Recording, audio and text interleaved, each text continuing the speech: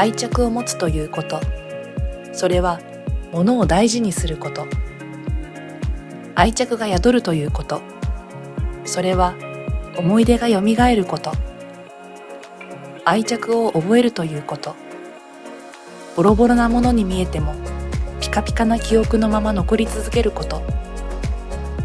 愛着が湧くということ、それは捨てたくても捨てられないこと。壊れたら直すという発想が生まれること。すべてのものに愛着を着せることができたなら、世界中から捨てるという選択肢はなくなるかもしれない。